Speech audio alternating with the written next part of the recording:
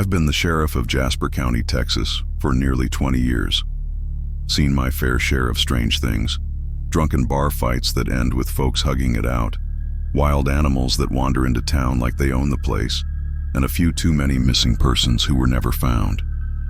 But nothing, and I mean nothing, prepared me for what happened the night of August 14th, 2018. It started with a phone call. "Sheriff Boone, you gotta come out to my place. It's bad." The voice on the other end belonged to Earl Tucker, a rancher who lived about 15 miles outside of town.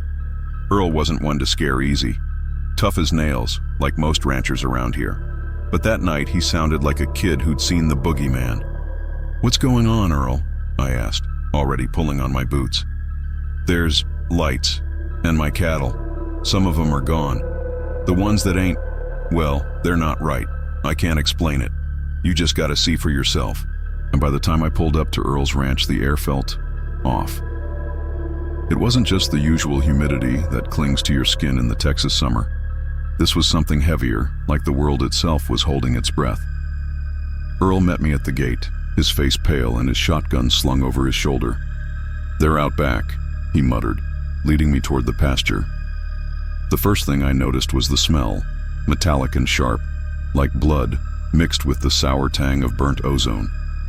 Earl's cattle were scattered across the field, some lying motionless, others staggering around like they'd been hit by a truck but refused to die. "What the hell?" I whispered, crouching next to one of the animals. Its eyes were wide and glassy, its body covered in strange circular burns. "I told you," Earl said, his voice trembling. "This ain't normal." Before I could respond, a low hum filled the air. It wasn't loud, but it seemed to vibrate through my chest, making my teeth ache. Earl and I looked up at the same time, and that's when we saw it. Hovering above the treetops was a light, bright and white, but somehow it didn't hurt to look at. It moved slowly, almost lazily, as if it were searching for something. "Jesus H. Christ," Earl whispered, gripping his shotgun tighter. I reached for my radio, but the static that came through wasn't normal.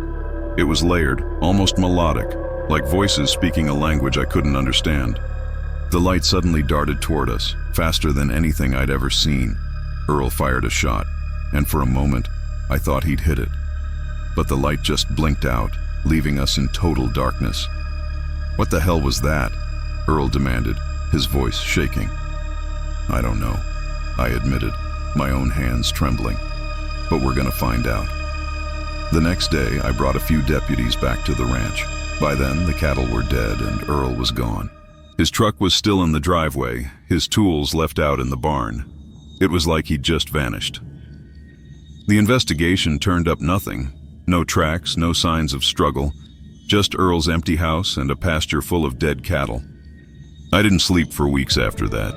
Every time I closed my eyes, I'd see that light, hear that hum. And then, about a month later, I got another call. This time it was from a farmer 2 counties over. "Saw something strange out in my field, Sheriff. Thought you'd want to know.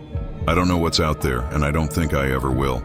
But if you're ever driving through Jasper County late at night and see a light in the sky, do yourself a favor.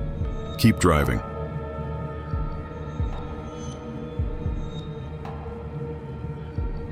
People talk about the Texas wind like it's alive, how it whispers through the pines or carries the scent of rain across the plains. I always thought that was just folks being poetic. But after what happened out by Red Hollow last October, I'm not so sure anymore. It started with a missing kid. Abigail Connor, 8 years old, last seen playing in her backyard while her mom folded laundry inside. That was a Thursday. By Friday afternoon, half the county was combing the woods, calling her name. Red Hollow's about 5 miles of dense pines and rocky creeks. It's the kind of place you'd get lost in if you didn't know better, and plenty have. Over the years, hunters, hikers, even a logger or two, all gone without a trace. We set up a command post at the ranger station. By nightfall, I had deputies, volunteers, even a couple of bloodhounds scouring the area. But it was like Abby had just evaporated. I stayed behind at the station, coordinating search teams. Around 11 p.m., the radio crackled. "Sheriff Boone, you there?" It was Deputy Martinez. "Go ahead, I said. "We found something. You might want to see this." I drove out to their location, a clearing about a mile into the woods. Martinez met me with a flashlight, his face pale as a sheet. "Over there," he said, pointing. At first I didn't see it, just trees and shadows, the wind stirring the branches. But then I caught it, a doll, old, with matted hair and a cracked porcelain face, hanging from a noose of twine tied to a low branch. "What the hell is this?" I asked, though I wasn't sure I wanted an answer. "No idea," Martinez said, "but there's more." He led me deeper into the woods, where the trees grew so close together it felt like the air itself was pressing down on us. And there they were, more dolls, dozens of them, hanging from branches, stuffed into hollow logs, even wedged between the rocks of the creek bed. "Someone's idea of a sick joke," I muttered, though I didn't believe it. "Sheriff," Martinez said, his voice trembling. "Listen." At first I didn't hear anything, just the rustling of leaves and the creak of branches in the wind. But then it came, a sound so faint it might have been my imagination. Crying, not loud, just soft, pitiful sobs, like a child lost in the dark. "Abby," I shouted, spinning in circles. "Abigail, it's Sheriff Boone. Can you hear me?" The crying stopped. "Sheriff," Martinez whispered. He was shining his flashlight at something behind me. I turned, and my breath caught. There, standing at the edge of the clearing, was a figure. Not Abby. This was taller, thinner, its outline barely visible in the shadows. Its head cocked to one side, like it was listening. "Who's there?" I called out, my hand on the butt of my gun. The figure didn't move, didn't make a sound. Then, as suddenly as it appeared, it was gone. Just gone. We searched until sunrise but found nothing. No tracks, no more dolls, and no sign of Abby. 3 days later, the search was called off. Abby's parents moved away a few months after that, and Red Hollow went back to being a place folks avoided. But every now and then, I get a call. Someone hears crying in the woods, or they see a figure at the edge of the trees, watching. And sometimes, when the wind's just right, it carries whispers. A girl's voice, faint, but clear. "Help me. I don't go out there anymore. Whatever's in Red Hollow, it's not something a badge or a gun can deal with. But if you're ever driving past on a quiet night and hear the wind crying, do yourself a favor. Don't stop."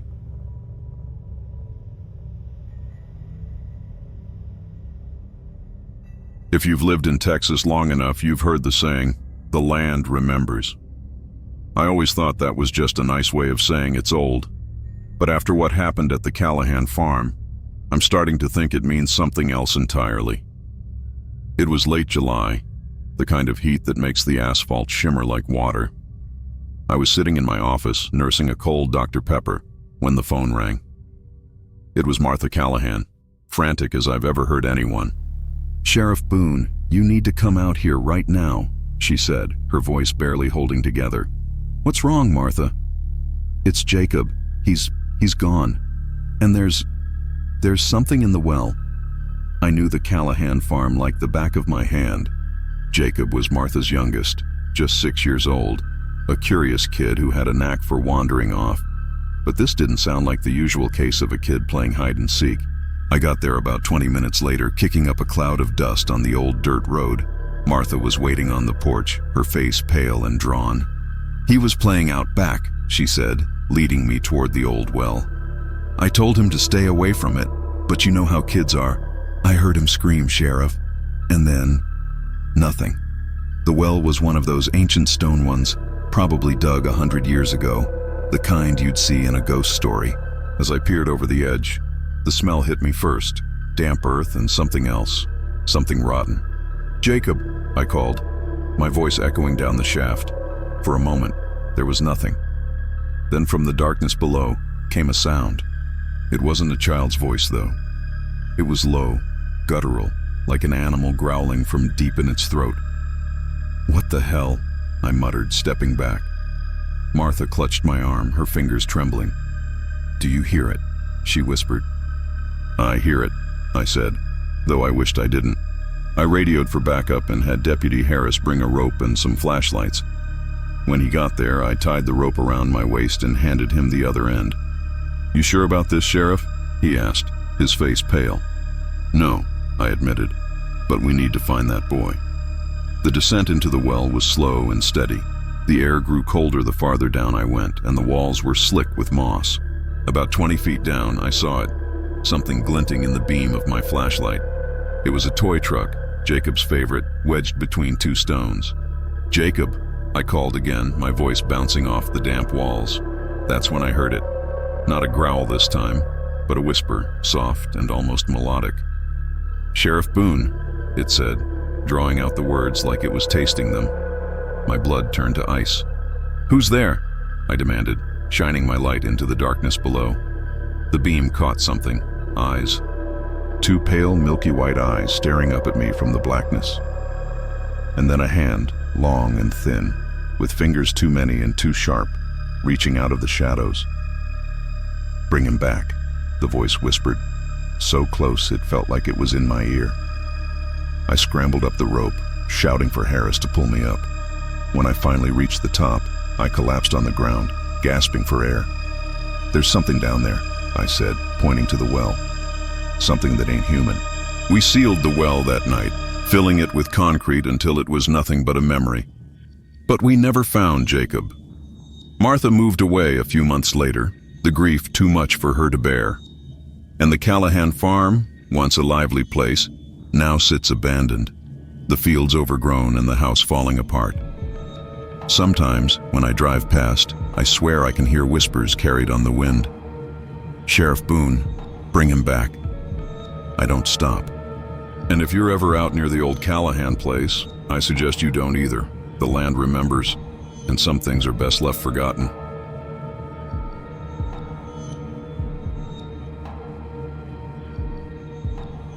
I've always thought being a sheriff in a place like Boone County meant dealing with more cow theft than actual crime. It's quiet out here. Folks mind their business, and the biggest excitement is usually Friday night football or the occasional bad breakup at the diner. But some nights, quiet can turn real strange, real fast. It started on Highway 83, just after midnight. I was patrolling the stretch of road between Dusty Creek and the state line. It's long, straight, and empty. No streetlights, just the moon and the occasional trucker hauling through. I was about to turn back when I saw him. A man, walking along the shoulder, thumb out like he'd stepped out of a storybook. He had on an old denim jacket, jeans, and boots that looked like they'd walked a few hundred miles. Nothing too strange except for the fact that he was out there in the middle of nowhere. I pulled over, rolled down my window. "Need a lift?" I called. The man turned and smiled. There was something off about that smile, not threatening exactly, but like he knew a joke I didn't. "Appreciate it, Sheriff," he said, climbing in. "Now I've picked up my share of hitchhikers, people running from something or looking for something or both. This guy didn't fit the mold. He wasn't nervous or chatty, just calm, too calm." "Where you headed?" I asked, pulling back onto the road. "Wherever you're going," he said. That wasn't much of an answer, but I let it slide. We rode in silence for a while, the hum of the engine the only sound. Then he spoke again. "You ever see something you couldn't explain?" I glanced at him. His face was in shadow, but his eyes, there was something about them, like they were older than the rest of him. "I've seen plenty," I said carefully. "Why?" He leaned back, folding his hands in his lap. "Just wondering. This road's got history, you know. A lot of folks pass through, but not all of them make it to the other side. Is that so?" I kept my voice steady, but the hairs on my neck were starting to prickle. He nodded. "People disappear out here. Sometimes it's the road, sometimes it's what's on the road." I didn't say anything, just gripped the wheel tighter. "You should have stayed home tonight, Sheriff," he added, almost like he was talking to himself. "Excuse me." He turned to me then, and I swear to God, his eyes weren't just old. They were empty, black as tar. I said, "You should have stayed home." The next thing I knew, the radio crackled to life, spitting out static and faint voices. My headlights flickered and the engine sputtered like it was dying. "What the hell?" I muttered, slamming the brakes. When I turned to the passenger seat, it was empty. The hitchhiker was gone. I got out, flashlight in hand, and scanned the road. Nothing but darkness stretching out in both directions. No sign of him, no footprints, nothing. I should have gotten back in the car and driven straight home, but something made me walk. Maybe it was the strange pull of the road, or maybe I just needed answers. Either way, I didn't get far before I found it. An old truck, rusted and covered in weeds, half hidden in the ditch. It looked like it had been there for decades. The cab was empty, but when I opened the door, a wave of cold air hit me. Inside, hanging from the rearview mirror, was a photograph. It showed a man in a denim jacket standing next to the truck, smiling that same off-kilter smile. I never saw him again, but every so often I hear about a hitchhiker on Highway 83. Same description, same story. He gets in, rides for a while, then vanishes. I don't know who or what he is, but I've got a theory. Maybe he's a warning, a reminder of what this road can do. So if you're ever out on Highway 83 and see a man walking, do yourself a favor. Keep driving.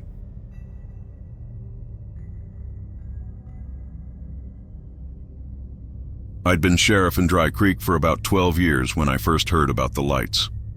Folks around here have always been good at telling stories, campfire tales about ghost riders or strange noises in the desert. But these lights were different. They weren't just stories.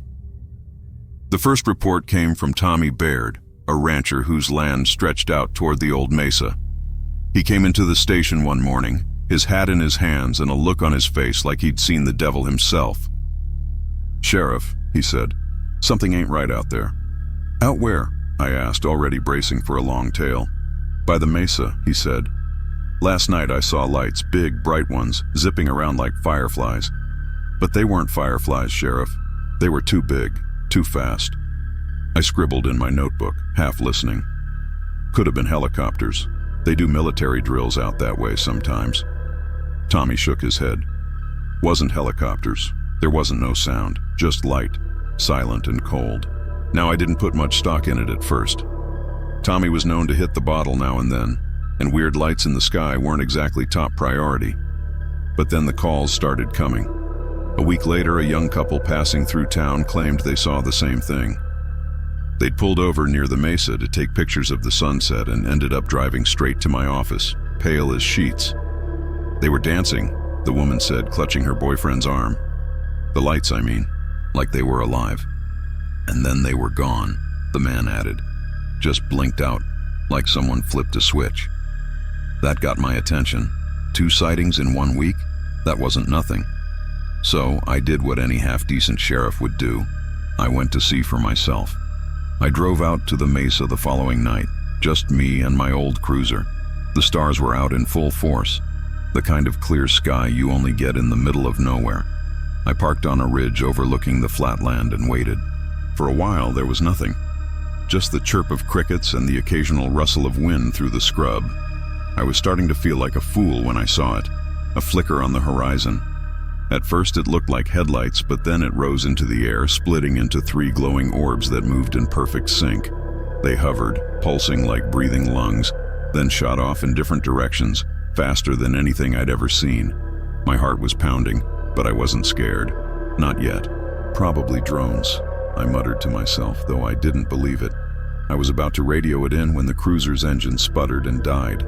The headlights dimmed and my radio crackled with static. Then the lights came back. Only this time, they weren't on the horizon. They were above me. It's hard to explain what it felt like looking up at those lights. They weren't just bright, they were heavy, like they were pressing down on me. And the silence, it wasn't just quiet. It was the absence of sound, like the world had been muted. I tried to move, but my body wouldn't listen. My fingers felt numb, my breath shallow. The lights pulsed again, and for a split second I swear I saw something. Shadows moving inside the glow, like figures behind a curtain. Then, just as quickly as they came, they were gone. The engine roared back to life and the radio blared, scaring the hell out of me. I slammed it off, my hands shaking. I didn't stick around to see if they'd come back.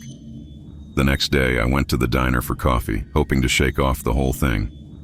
But when I walked in, the place went quiet. "Sheriff," old Mrs. Lyle said, her voice low. "You saw them, didn't you?" I didn't answer, just grabbed a seat at the counter. "They've been here before," she continued. "Back in '62, when the Anderson boy disappeared. Folks said he wandered out to the mesa and never came back." "You think they took him?" I asked, my voice sharper than I intended. She shrugged. "I think there's places on this earth that ain't meant for us, Sheriff. And that mesa's one of them. I haven't been back since, and I don't plan to. The lights don't come every night, but they still show up now and then. Sometimes I hear about hikers who go missing out there, or ranchers who see strange things in the sky. And sometimes I wonder what would have happened if I hadn't driven away that night. If you ever find yourself near the mesa and see lights dancing on the horizon, here's my advice.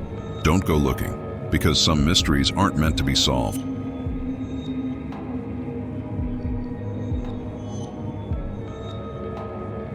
I've been wearing the badge in Caldwell County for over 15 years, and let me tell you, I thought I'd seen it all. Meth labs, cattle theft, domestic disputes that'd make a soap opera blush, you name it. But nothing prepared me for the night I heard the singing.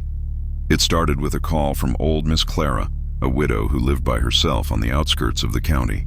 She was the type who called the station every time a raccoon knocked over her trash cans, so when her name lit up on the dispatch, I didn't think much of it.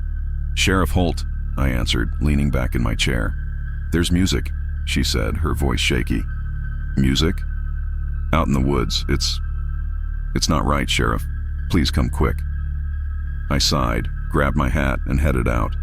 Clara's place was tucked way back, surrounded by dense woods that stretched for miles. By the time I got there, the moon was high, casting long shadows that made the trees look like skeletons. She met me on the porch, her wrinkled hands clutching a shotgun. "You hear it?" she whispered, wide-eyed. I listened.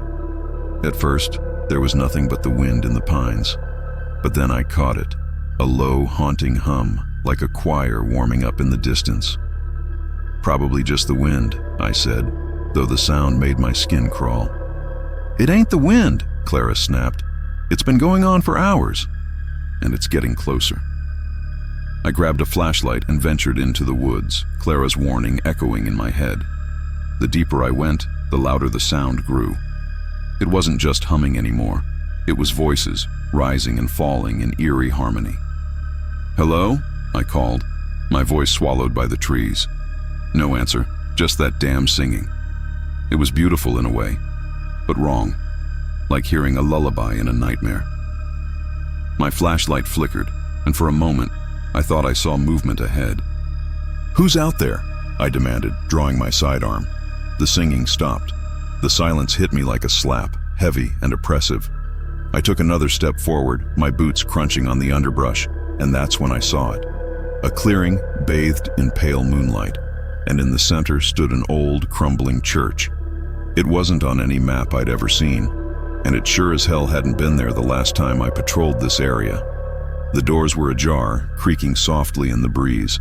Every instinct told me to turn back, but curiosity, or maybe stupidity, kept me moving. As I approached, the singing started again, louder this time, echoing from inside the church. I pushed the doors open, and what I saw froze me in my tracks. The pews were filled with people, their faces hidden by shadows, their mouths moving in perfect unison. The air was thick with the smell of decay, and the walls seemed to pulse, like the building itself was alive. "Hey!" I shouted, raising my flashlight. "This is private property. Y'all need to leave." The singing didn't stop. I stepped closer, my heart pounding. I said, that's when I saw their eyes. Empty sockets, black as pitch, staring straight at me. I don't remember running, but the next thing I knew, I was back in Clara's yard, gasping for breath. She was waiting on the porch, still clutching her shotgun. "You saw it, didn't you?" she said. I nodded, too shaken to speak. "They come every few years," she continued. "Always start with the singing. Then folks start disappearing. First animals, then people. Why didn't you tell anyone?" I managed to ask. "Who'd believe an old woman?" she said with a sad smile. The next day, I went back with a deputy and a few locals. We searched the woods for hours but found nothing. No clearing, no church, no sign of the strange congregation. But that night, the singing returned. It echoed through the town, chilling every soul who heard it. Over the next week, 2 hunters went missing. Then a teenage girl. We searched high and low, but they were gone without a trace. I still hear the singing sometimes, late at night when the wind dies down. I've learned to ignore it, to pretend it's just a trick of the wind. But if you're ever in Caldwell County and you hear a choir out in the woods, don't go looking. Some songs aren't meant for human ears.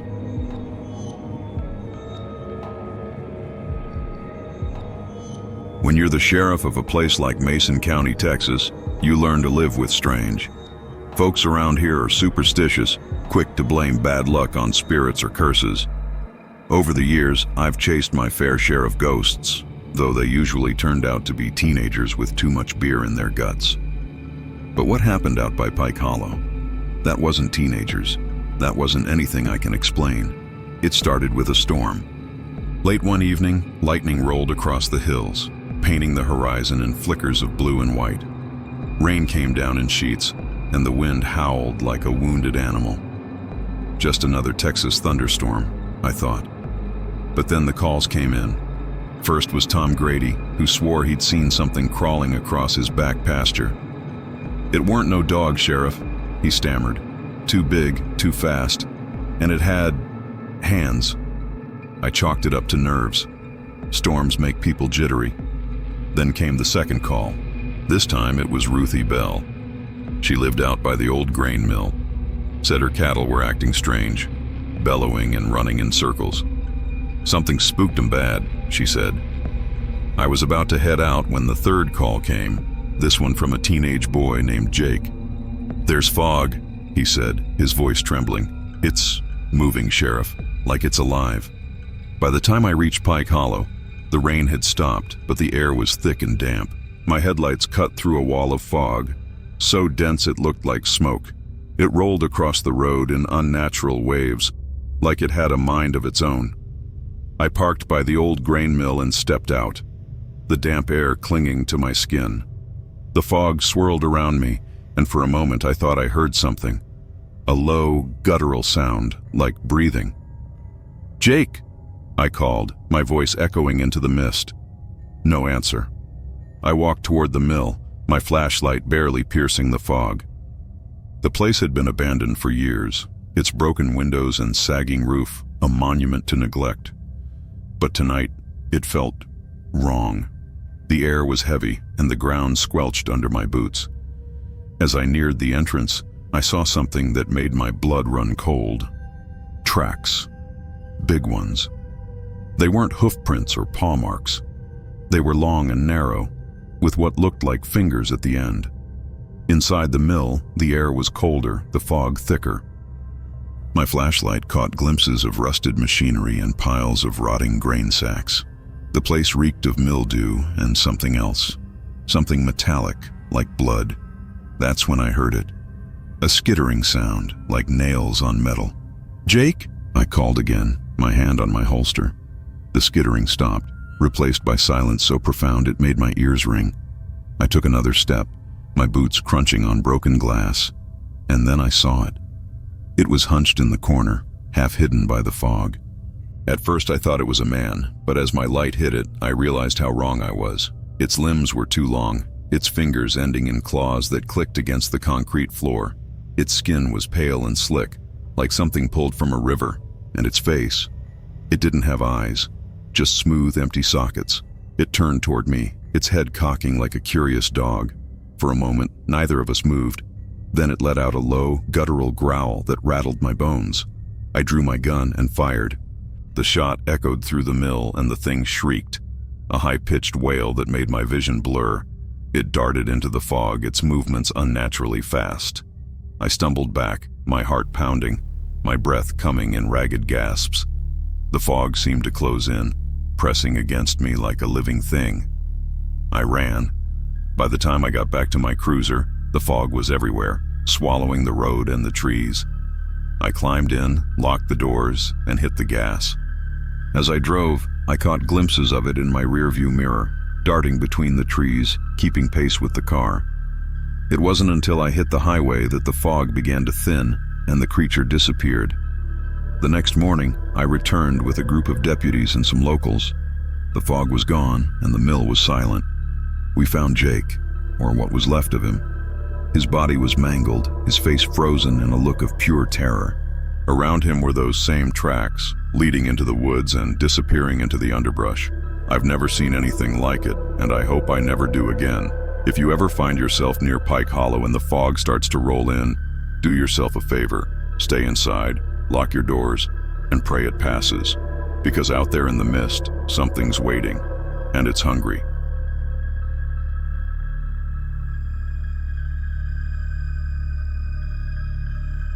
When you're a sheriff in a small Texas town like mine, you get used to the quiet.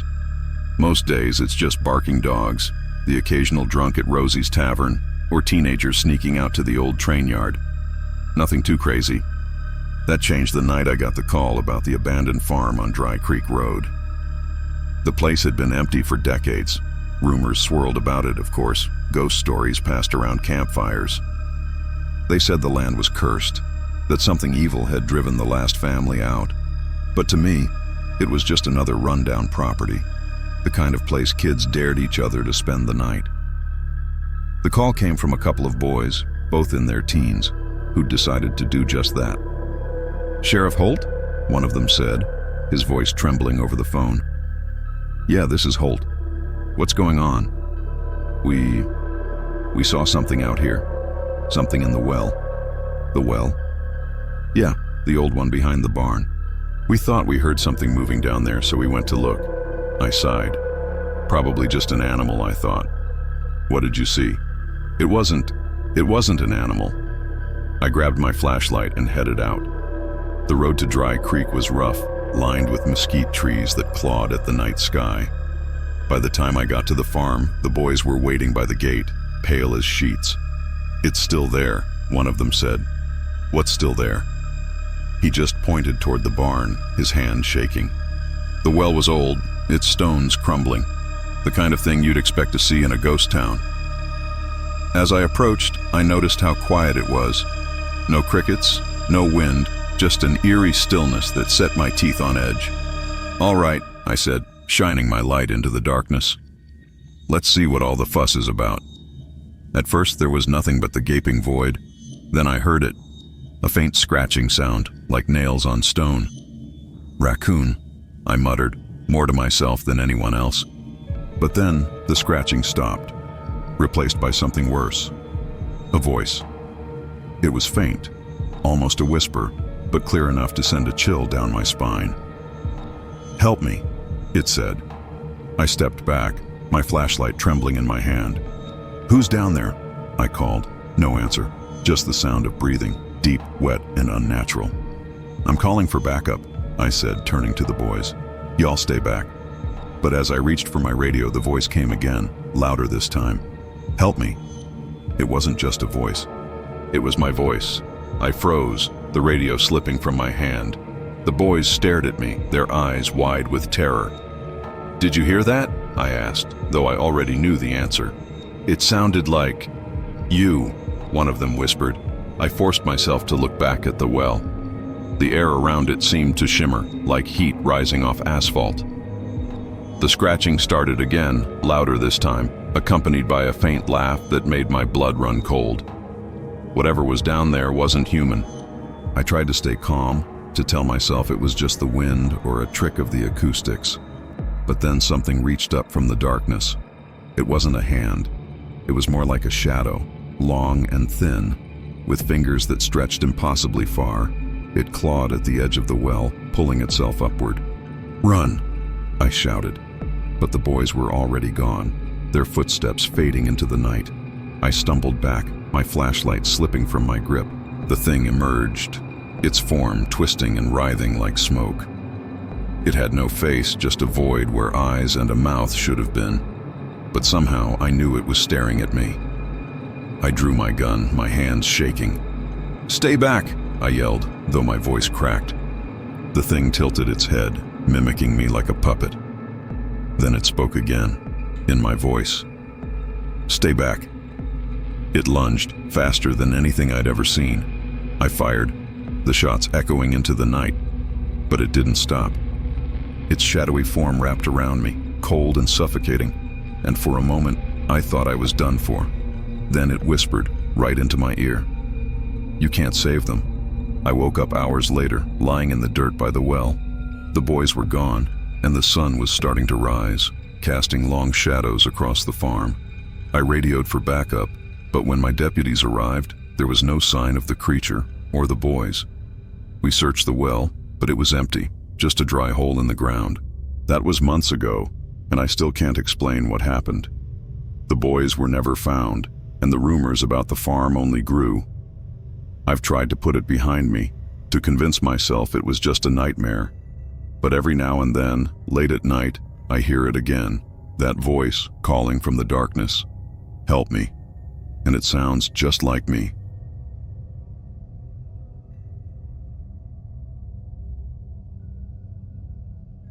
When you're the sheriff of a place like Driscoll County, Texas, you hear your fair share of tall tales. Chupacabras, ghost lights, devil dogs, you name it, folks have claimed to see it.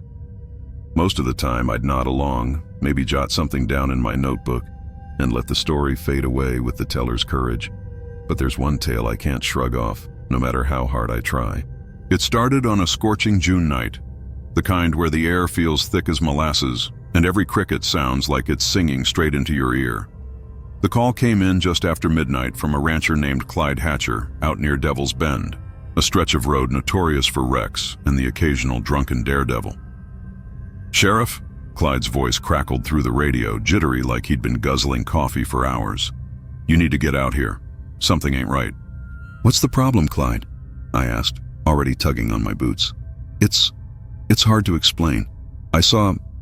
Well, just get out here, all right? And hurry."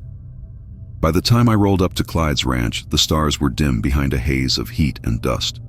His truck was parked by the cattle gate, headlights aimed at the tree line like he was expecting something to lunge out. Clyde was standing beside it, shotgun in hand, his face pale as the moon. "What's got you spooked?" I asked, stepping out of my cruiser. He pointed toward the horizon. "Out there, near the creek, saw lights, flickering like lanterns, and I swear I heard a woman screaming." "Could be poachers," I said, though I wasn't convinced. "Or maybe some teenagers messing around." "It ain't poachers," Clyde snapped. "And it sure as hell ain't kids. Sheriff, there's something out there that don't belong." We headed toward the creek, Clyde driving his truck slow with me trailing in the cruiser. The land out there is flat and unforgiving, nothing but scrub brush and the occasional mesquite tree. As we got closer, I saw what he meant. There were lights, faint and flickering, bobbing just above the ground like fireflies. Clyde stopped the truck and killed the engine. "You see that?" he whispered. "I see it," I said, though I didn't want to admit it. The lights moved in strange patterns weaving through the brush. And then I heard it, the scream. It wasn't a regular scream. It was high-pitched and ragged, like a woman in pain, but it didn't fade like a human voice should. It just hung in the air, echoing and twisting, making my skin crawl. Clyde gripped his shotgun tighter. "I told you," he muttered. "Stay here," I said, though my own hand was on my holster. I moved toward the lights, flashlight cutting through the darkness. The ground was soft and uneven, the smell of stagnant water hanging heavy in the air. As I got closer, the lights blinked out, leaving me standing in the kind of darkness that presses against your eyes. That's when I saw her. She was standing by the creek, her back to me, her long hair dripping with something that didn't look like water. Her dress was torn and dirty, clinging to her in a way that didn't seem quite natural. "Ma'am?" I called, my voice steady, though my heart was pounding. She didn't move. "Ma'am, are you all right?" She turned slowly, her face hidden by the shadows. And then I saw her eyes. They weren't eyes at all, just empty sockets, blacker than the night around us.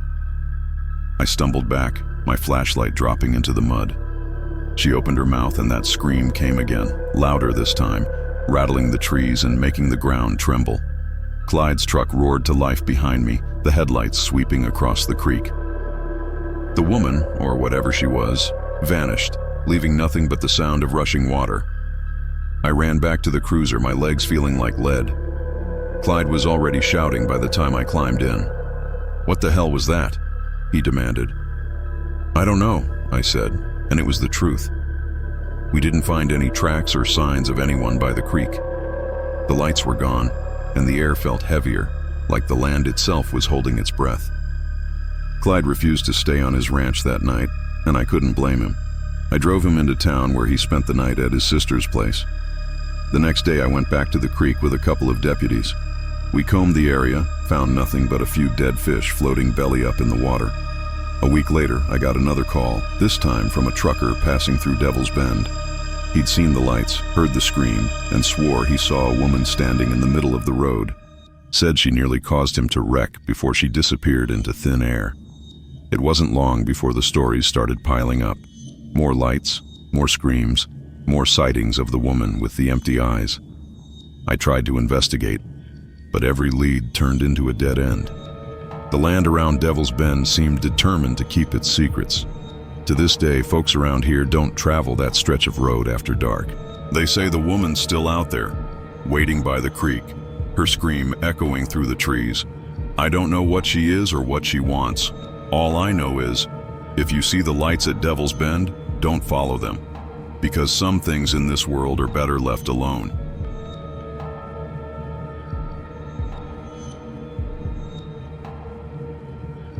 Driscoll County, Texas is the kind of place where life doesn't change much, and that's how folks like it. It's cattle, oil rigs, and church on Sundays, with just enough drama to keep the local diner buzzing. But every so often, something comes along that shakes the dust off our quiet little corner of the world.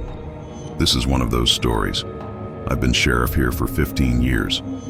Seen just about everything from drunken bar fights to family feuds that had put the Hatfields and McCoys to shame. But nothing prepared me for what happened out at the old Beaumont homestead. The first call came on a windy November night, just after 2 a.m. The phone woke me from a dream I can't remember, and the voice on the other end wasn't much better. "This is Sheriff Tate," I said, clearing the grogginess from my throat. "Sheriff, it's Ellie Mae," the caller whispered, her voice shaky. Ellie Mae works the graveyard shift at the only gas station for miles. "There's something weird happening out by Beaumont's. You should come." "What kind of weird?" I don't know. Lights, I guess, bright ones. And it's real quiet. Too quiet." Ellie Mae wasn't one to spook easily.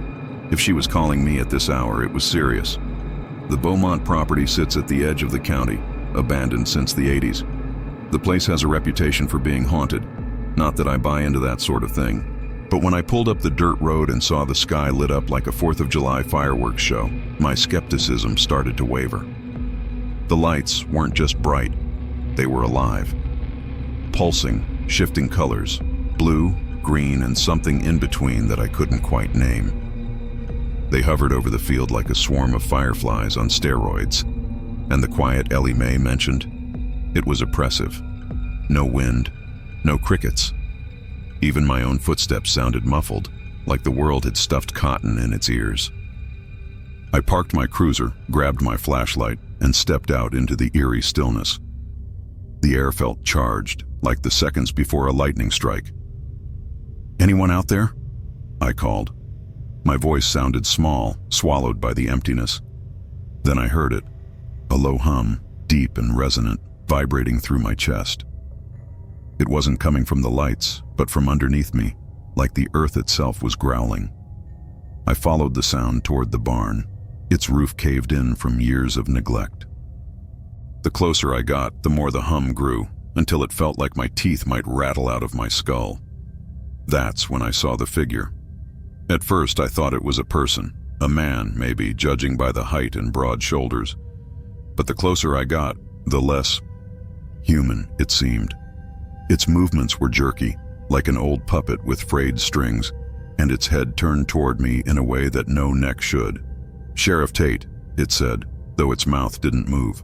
The voice was deep and layered, like a choir speaking in unison. I froze.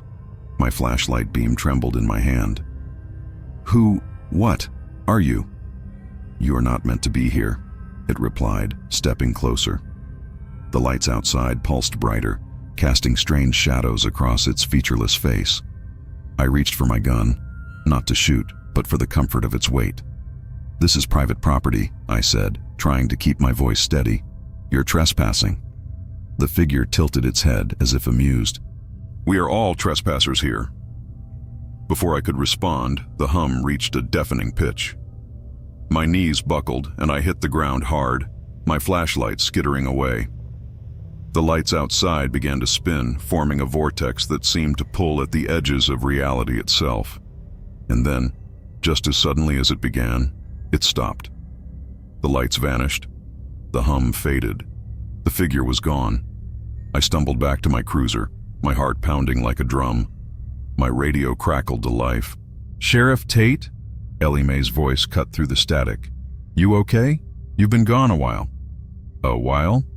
I glanced at the clock on the dashboard. It was 5:45 a.m. I'd arrived at the Beaumont place at 2:20. Over the next few days, I tried to piece together what had happened. I returned to the property with a couple of deputies, but there was no sign of the lights or the figure. The only thing we found was a perfect circle of scorched earth in the field, like something had landed there.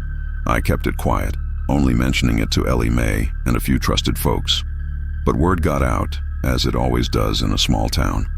People started talking about the Beaumont beacon, spinning their own theories, aliens, government experiments, ghosts. Then, 2 weeks later, I got another call, this time from a rancher out near Salt Fork. Saw some lights last night, he said, his voice laced with unease. Real strange ones. Thought you'd want to know. And so it began again. To this day, I don't know what I saw out at the Beaumont place. Part of me doesn't want to know. But I'll tell you this. If you ever see lights in the Texas sky that don't belong, stay inside. Lock your doors and pray that whatever's out there doesn't notice you. Because once it does, it might never let you go.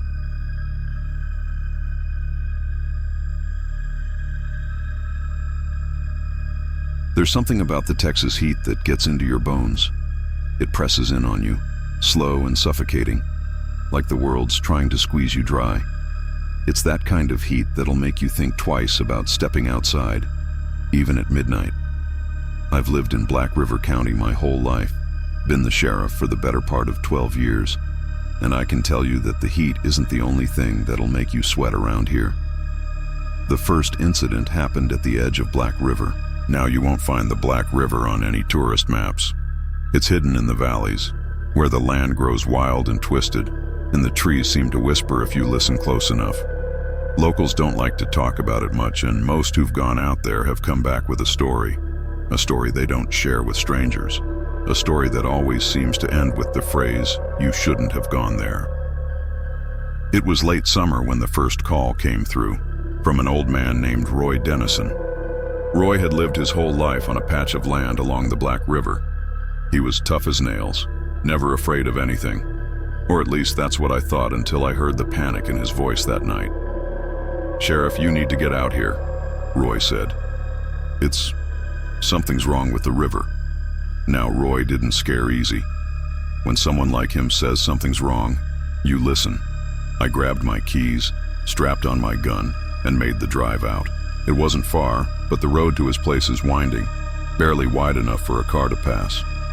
By the time I reached Roy's cabin, the sun had dipped low, casting long shadows over the land. The air was heavy with the kind of stillness you get before a storm, even though there wasn't a cloud in the sky. I parked my cruiser by the edge of Roy's property. His cabin sat 100 yards away from the river, and in the distance, I could see the faint shimmer of water under the dying light. It looked wrong, like someone had painted the river blacker than usual, as if it wasn't just water, but something else. Roy stood at the edge of the riverbank, staring out over the water, his hands shaking. "Roy," I called. He didn't turn at first. He was fixated on the river. The hairs on the back of my neck stood up. The way he was staring, it felt like he was waiting for something to happen, something to rise from the depths. "Roy, what's going on?" I asked again, more firmly this time. He turned slowly, his face pale and his eyes wide. He looked like he'd seen a ghost. Sheriff, I don't know how to explain it. It's moving under the water. Something's moving, but it ain't fish. It ain't natural. I didn't know what to make of that, but the look in his eyes told me he wasn't lying. I followed him down to the riverbank, my boots crunching over the dry earth. The water was still, too still. It was almost as if the river had stopped flowing, holding its breath. I saw it, Sheriff. Last night, Roy continued. Something big, dark. It surfaced for a second, but when it went back under, I could hear it. Something's screaming under there. Now, in Black River County, we've got our share of strange animals and occasional river monsters in the stories.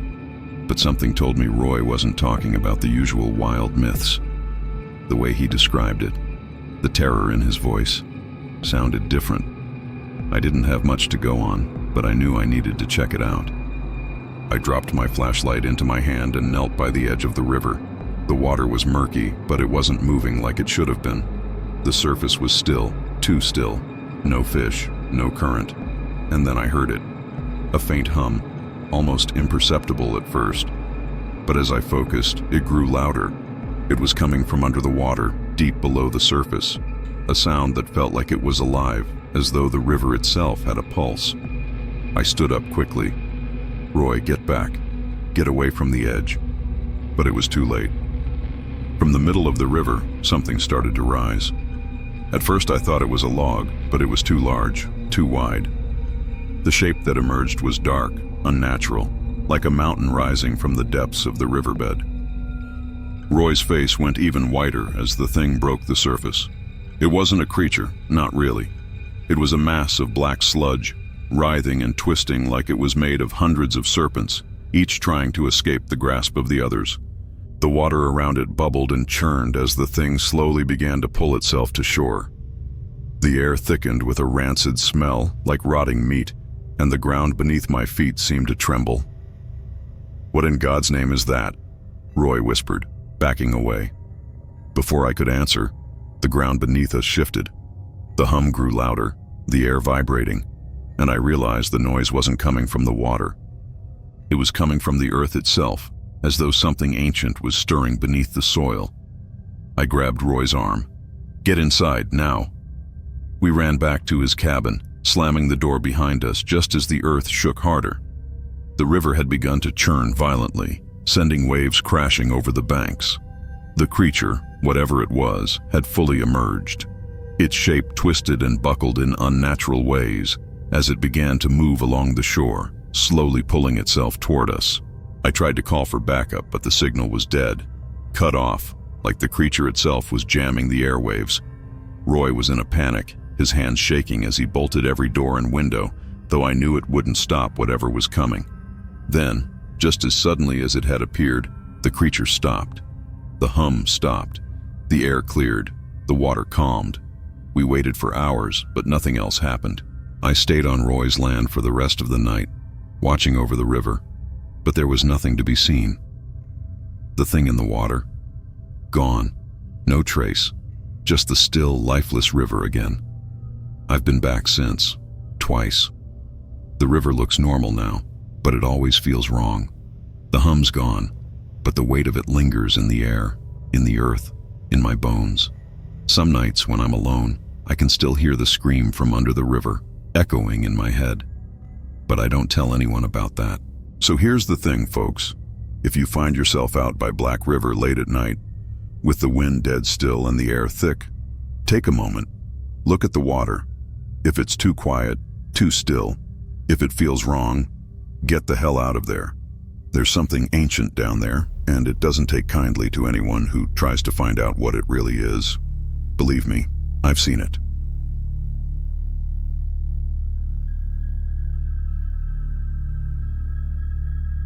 Sheriff Dwayne Carter had been the sheriff of Clayton County for over a decade.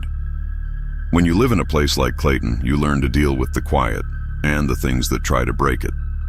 It was the kind of town where the wind howled more than the people did, where the only noise after sundown was the distant creak of old houses settling and the occasional truck rumbling down the cracked roads. But sometimes that quiet would get to you. It would get to everyone, even the sheriff. The first call came in on a Friday night.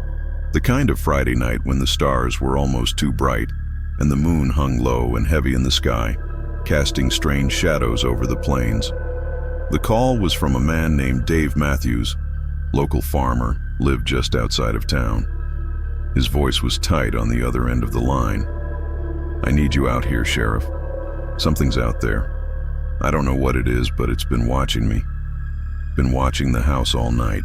I wasn't the kind of man who believed in superstitions, but there was something in Dave's voice that made me grab my coat and head for the truck without a second thought. There was something in that voice, something I'd heard in the voices of people who'd seen things they couldn't explain. The kind of voice that carried a fear you couldn't shake, no matter how hard you tried. The drive to Dave's farm took about 20 minutes. The road wound through fields that stretched to the horizon, dotted with dying cottonwood trees and the occasional, long-abandoned shack. The deeper I drove into the county, the heavier the air seemed to get, like the world was pressing down harder than it should have been. That stillness was starting to feel wrong. When I pulled into the driveway of Dave's farm, I saw him standing on the porch, looking out over the field behind his house. His eyes were wide, bloodshot, and his clothes looked like he'd been up all night. I parked and walked up to him, not bothering with pleasantries. "Dave, what's going on?" He motioned for me to come closer, his voice low. "It started 2 nights ago. I saw it, the first time, out there by the old barn. I thought I was seeing things, but then it was there again last night. And then tonight, it was right up against the window." I followed his gaze toward the field behind the house. It was dark, the tall grass swaying lightly in the wind. But there was nothing there, nothing I could see. Something's been moving through that field, like it's been pacing back and forth. No sound, just a shadow in the dark. But it's not an animal. It's too tall, too big, and I swear to God, I saw it look in the window. I glanced at the house, the darkened windows staring back like eyes, unblinking. "You sure about this? I've been called out here for a lot of things, Dave. It's not uncommon to get spooked after a few sleepless nights, but I need more than your word on it." Dave gripped the porch railing, his knuckles white. "You want proof, Sheriff? Go out there." I didn't hesitate. If Dave was rattled enough to call me out here, then there had to be something to it. I grabbed my flashlight, clipped my holster tighter, and motioned for him to stay behind. The air felt different as I stepped off the porch, colder somehow, even though the temperature hadn't dropped. The wind was still. I shined my flashlight toward the barn at the far end of the property. Nothing moved. The grass lay flat, unmoving, except for a few scattered leaves that rolled in the wind. I started walking toward the barn, each step feeling heavier than the last. The kind of heaviness you get when something isn't right, but you can't figure out what it is. The ground crunched underfoot, and my breath came out in short, visible bursts, even though the air didn't feel all that cold. And then, as I neared the edge of the field, I saw it. A figure, tall, maybe 7 or 8 feet high, standing just beyond the barn. It wasn't a person. It wasn't anything human. The outline was blurred, distorted, like I was seeing it through a thick fog. I froze, staring at it, my heart pounding in my chest. It didn't move, but it felt like it was watching me, waiting. I took a step forward, and the figure shifted, just a little. A movement, so subtle that I thought I'd imagined it at first. But then the air felt heavier. The shadow grew darker, like something in the world itself was bending around it, warping the light. Then, out of nowhere, I heard it. A voice, quiet and soft, almost as though it was coming from inside my head. It wasn't a language I could understand, but I felt it. It was ancient, primal, full of hunger. My breath caught in my throat. I wanted to run. I wanted to get back to the truck, to drive as far away from this place as I could. But something kept me rooted to the spot. The shadow stretched toward me, long and thin, like a creature made of smoke and darkness. The grass around it bent as if in submission. It was real, and I could feel it. I reached for my radio, but there was no signal, no response. I turned and shouted toward the house. "Dave, get inside, now!" But when I looked back, the figure had vanished. The next few hours were a blur. I didn't find anything. No prints, No signs of anything at all. No movement, no shadows. But when I stood by the edge of the field, staring into the darkness, I could still feel its eyes on me. The same way it had been watching Dave. The same way it had been watching me. I stayed with Dave that night. He didn't get any sleep. Neither of us did. The next morning, the field was calm. But it wasn't right. It hadn't felt right. Over the next few days, I began to investigate further. I spoke to a few of the older folks in town, the ones who'd been here before me. They didn't talk much, but eventually one of them told me a story about the Hollow, a place out past the edge of the county, a place where the land was different, where things weren't quite the same. They called it a thin place, a place where the boundaries between worlds were fragile, where something other could slip through. And they said it had been there, out past the barn, near the Hollow, that it wasn't the first time something had been seen, but no one ever talked about it openly, and no one had ever stuck around long enough to find out what it really was. I still don't know what I saw that night, or what Dave saw, or if it was just our minds playing tricks. But the Hollow calls to me sometimes late at night when the wind's quiet and the air is too still. And every time it calls, I know something's waiting out there. Something that wasn't meant to be seen. Something that wants to be found. So if you ever find yourself driving through Clayton County late at night, don't take the road toward the Hollow. Don't go near the field. Because once you do, it might not let you leave. And it might be calling for you next.